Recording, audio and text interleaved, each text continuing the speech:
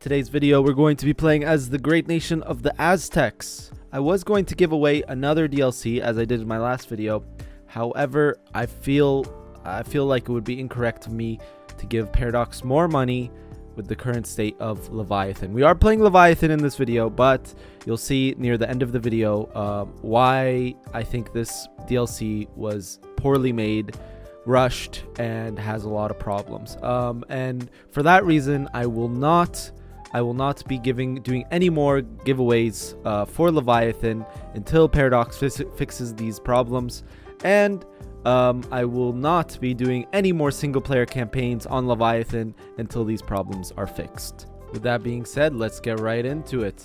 So right off the bat, I did try to do the Animus swap, and the thing is, this is a major nerf to Aztecs. If you're an Aztecs player out there, you can no longer do the Animus swap. It does not work. For some reason, natives have a ×4 multiplier on enforced religion. So no longer can you do the Animus swap, and now you have to rely on RNG to basically make sure that you have a good game on as any native. So instead of doing the Animus swap, which by the way is when you enforce Animist on yourself, making you no longer a native, and then you can either stay animist and then get a religion later, or you can release a vassal after embracing institution and basically do the Nahuatl stuff and then reform off of your vassal. That doesn't work anymore. You can't do it anymore. So instead we did the standard opener, the very standard opener of attacking Tlaxcala first and taking the fort on Tlaxcala while vassalizing Tlaxcala. We do have a monument in our capital, which is very mediocre, but level 3 does give -5 dev cost in the area, which can stack with a level 3 trade center. We do have our king as general, but we'll avoid using him overall at that much.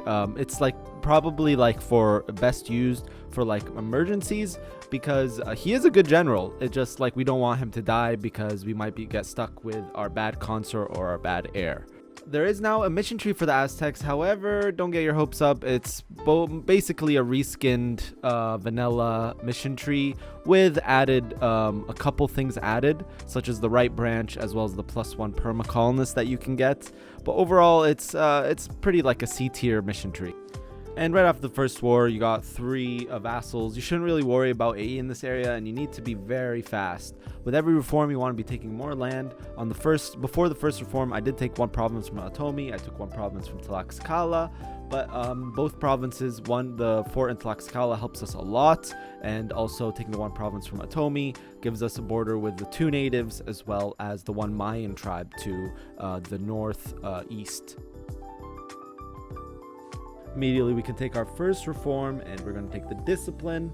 We're going to lose all our vassals. Yes, they fixed it. They fixed this. I guess it was a bug, but basically before, every time you did a Nahuatl reform, you would only lose 3 of your 5 vassals, but now you lose all of them as intended. After getting prestige from our early wars, it's time to get rid of our heir. Again, we're going to take 1 more province. This one has another fort on it. Again, also gives us another border with Tarascan. And we're also going to concentrate dev before coring. And with that done, we are going to take our 2nd religious reform, which will be the stab cost. And now we are going to need to continue basically this chain of wars. I did not care about aggressive expansion at all, and also to me it's very important that you conquer and you do the reforms ASAP so you can eat up all of Mexico ASAP before other natives take Tech 2 or Tech 3, because we don't want to be spending any of our points on technology with that insane modifier of +50 plus when Renaissance comes out. The 3rd reform is now completed, and now we also snake towards the Mayan nations, the tribes that we can also vassalize. Pro tip for anyone trying to replicate this start, I really recommend conquering the Mixe province around your 2nd or 3rd reform so you can get the Yucatan company. Since we're constantly warring, we have no manpower, and for some reason in the early game you only get 1 mercenary company as Aztecs. So in order to solve this problem, you need to conquer towards Mixe, and you need to also conquer towards the south to get the Mosquito company. Our starting ruler has about the best traits you can ask for in this situation. Our monarch points started to overflow at this point, and instead of using them to basically for technology, what I did instead was I basically deving specifically gold mines. With our admin power, we push down inflation and of course use it for coring, and our military, we also use it on the gold mines. So essentially just deving a lot, even with the malice that we get for being a native. And at 1479, we completed our last reform. The big problem here now was to consolidate everything and then basically pray to RNG that a colonizer comes and colonizes next to us. 1471, and we have still not taken any techs. At this point, some of the natives near us have taken techs, but we do have overwhelming numbers due to our merc companies. We are running a slight deficit and keeping it up by basically stealing everyone's money. Here are my estate setup. I took all the monarch points right in the beginning. You should always do this. And we basically got our crown land back from all of our deving. This part right here, just going around finishing off everyone. You just want to have Mexico completely consolidated, all of the autonomy going down by the time that you reform your religion. And those gold mines that we dev, they're gonna come in really big for us when we do finally reform. 1491, and all of Mexico is Aztec. This is the waiting game part. We did make a tribe a vassal. This is actually was already fixed, but essentially every single time that they moved or migrated, you can concentrate their dev. Again, this was fixed in the hotfix. This part of the game I was playing on the previous version of Leviathan. And finally, we see some Portuguese explorers, and one of two things can happen here. Either the Portuguese basically colonize near us, or they don't. And if they don't, it usually will have to lead to reloading. Another thing that happened to me before this run was that Spain was the first to find us, and then they just attacked us, and then I basically conceded to them, thinking they would take land from us that we could eat it up later, but instead they just took max money, and then they decked on us again and took max money. It was very agony and annoying, but luckily in this run Portugal settled next to us, and that's what we needed. And at this point, our provinces, we've been deving all of our gold mines. I try to go to 12 as max. That's like where you get like diminishing returns in terms of gold per chance of the gold mine depleting. Again, only gold mines at this point I'm deving, no techs taken, playing full greed. And at this point I decided, since the Portuguese were actually going full-on colonizing this area to make a colonial nation, we will wait until they form a colonial nation and get the institution, the colonial institution, which they still didn't have. So we would play even greedier and wait a little bit longer. So that way we would be a republic, and we will get the colonialization institution. And at this point, we also got rapid collapse of society, which will stay there until we do reform our religion. With a heavy abuse of concentration, this is what our capital looked like. Absolutely insane. And now that a colonial nation had formed in Texas region, it was time to become a republic and get our institutions. And I did have a 646 heir, but I decided that it wasn't worth waiting. I didn't want to wait anymore. It's time to tech up. It's first golden era before we tech up, of course, so we can make this way easier on ourselves. -10 power costs on everything. We're going to go with exploration ideas first, then we're going to go with plutocratic as our second idea group. Exploration specifically so we can rush down the Cusco area, and plutocratic so we can begin stacking goods produced modifiers. I think we accidentally made El Dorado over in our capital. With sale titles being giving us insane amount of monies, I did do it a couple of times. I tried not to do it too much, but because of that, we were able to upgrade our monument to level 3, as well as upgrade our trade center and our capital to level 3, giving us a nice -15 dev cost in our capital region. So time now to begin upgrading our advisors all to level 5 immediately. Level 5 advisors all the way, as well as continue re-elections of the same guy so we can have a 666 non-stop. I got to explore as soon as I got 3 barks, and I searched for Peru immediately. At this point, our income is looking incredibly powerful, and our tech is caught up, except for our diplotech, but we'll fix that later. And with Peru found, it is time to colonize as soon as we can. I think, yeah, with Tech 7 here, we were able to colonize right next to Cusco and Machu Picchu. Both are going to be incredibly important. So once we got claims on Machu Picchu, we immediately declared war on Inca. There are 7 provinces that you just need in this area. The rest is kind of just trash land. There is the 6 gold mines, including Potosi, which is one of the most, I think is actually the most insane gold mine in the game due to the goods produced modifier it has. But you also have Machu Picchu, which is a new add in Leviathan. Here we are snaking to the south, and I also had to take Lima as well because my colony was not done being built, and of course we couldn't core this if our colony wasn't done being built. With Machu Picchu conquered, I sold titles, and even before coring it, I upgraded it to level 3. This monument is very, very powerful. The idea cost, especially in our position where we took our ideas extremely late due to being being a native, I rushed down to level 3 monument. I even took loans to rush down a level 3 monument. Of course, now ever since the hotfix, going to a level 3 monument is even more expensive, which was a good change. You shouldn't be able to get to level 3 this fast like I did in this run.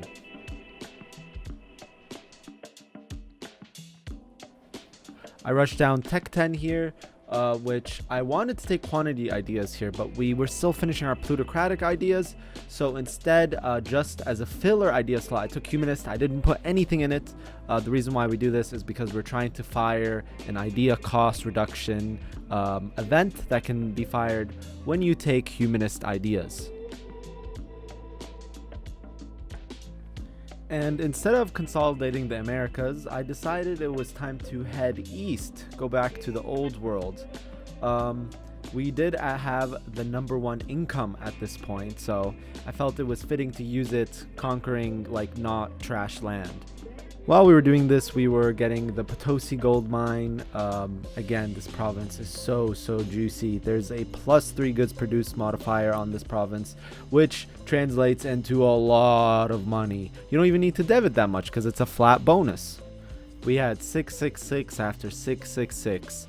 Truly the golden era of the Aztec Empire. With Potosi cored, it was time to state it, and it was also time to decrease the autonomy and also change the religion, because religion does affect goods produced. With all of that out of the way, this province can get up to 20 ducats, and even without converting and deving it up, it's already producing 10 ducats. And now it was time to upgrade Chichen Itza, which I feel like is an underrated monument. Manpower recovery speed and recruitment time are both very useful. More useful in multiplayer than single player, but still a very good monument. Finally, in the year 1533, we reached Africa, and we decided to slay and conquer and destroy and spread our true Nahuatl faith to the uncivilized West Africans. Not caring about aggressive expansion, I just chain warred all of the Africans that I could see, and the ones I couldn't see, well, it wasn't long before I could see them because I just stole maps from their neighbors. We found another monument in the Easter Islands, the Maui, and they don't really have the best modifiers, but you know, tolerance of true faith equals more stability. And we decided, you know what, we had a lot of money, why not upgrade them? At this point, we were essentially just gold hunters, conquering every single gold mine that we could see, and that was our goal, you know, get the gold mines, dev them to 12, and then boom, that's our economy. Here I decided, after seeing that Granada was still free, that it was time to conquer Alhambra. And this was before they changed Alhambra, but yes, look how OP it was. I was like, I'm gonna rush this down. I know CB'd, no care for aggressive expansion. At this point though, like my AE was pretty low. Not many people care about the West Africans. But I took my fleet and my galley fleet, by the way. If you didn't know, galleys are really OP in this patch, and they still are. And I set off to conquer Granada. Our income is still going up at this point. We do need to diversify a little bit more, and at this point I was building as many buildings as I could in all of my provinces, but gold was still our primary source of income. We took land from Granada's ally Tunis, so we had a border with Mamluks. And also, this is where I discovered that Alhambra has a religion lock, and not only that, they nerfed it pretty hard. Here's where things kind of got interesting, and I somehow got point development in my capital. Yes, 0.75 development. And here's where we found another monument up in Canada, in North America. This one is actually pretty good. At max level, it gives promoted cultures and a -20 advisor cost for advisors of ruler's culture. And this monument is even worth rushing down, and that's what I did. And at this point, we're just becoming a collector of monuments, just going around the world getting more and more monuments, which honestly is a cool mechanic that they added into the game. And now we continued our conquests into the Middle East, specifically the Mamluk Sultanate. I really wanted to get my hands on another monument, the pyramids, which are in Cairo. This war was very, very easy. They could not withstand the full cannon stacks and the 6 morale. One thing I did like about this patch is they reverted their aggressive expansion changes from Emperor. So now you get less AE with people outside of the same religion group. So even here where we're no CBing, we're taking a lot of land, we have no AE with any Europeans, which makes sense. And we snaked the third and only monuments in Africa. There's actually only 3 monuments in Africa, and this is the third one. It's a fortified village that gives some trade bonuses. It's not bad. And here's where this campaign went south. Not because of anything that I did, but because of what something Paradox did. This patch is unstable. Even in single player and pre-1600, I was having some performance issues. The worst part was that it deleted my save, and this is actually footage of me live losing my save in the middle of a recording live session. I just lost my save. That was it. I had no idea why. It just no longer worked. It was just corrupted. I tried restarting the game, tried a couple different things. No, my save was gone. That was 12 hours of gameplay, just poof, gone. 12 hours of content that I was working on for you guys, for my Twitch viewers, both just poof, gone. The thing is, I wanted this campaign to work so bad that I did it again. I was like, oh, you know what, 12 hours, whatever. I'll just off stream, just game, play some more, do the same exact stuff that I was doing. You know, go same ideas, go trade as 4th idea, get some goods produced, modifiers, you know, play even better than I was playing before. And, yeah, like I really wanted to make this campaign work. My goal was to form the Roman Empire as the Aztecs, while also simultaneously completing the achievement, Sunset Invasion. And yeah, I thought it would be really cool for you guys to watch, while also, you know, maybe if you want to do this achievement, you could do something similar. Also because, you know, the Roman Empire could be formed by any pagans. You know, Aztecs are a nice choice to do it without having to do anything, just conquer the land. But deep in the night, around like 2 a.m., my save file got corrupted again. This time I had a backup that was like 30 years before, but still it was really annoying. And again, I tried again and I wanted to make this campaign work. I went back to the backup and I continued playing.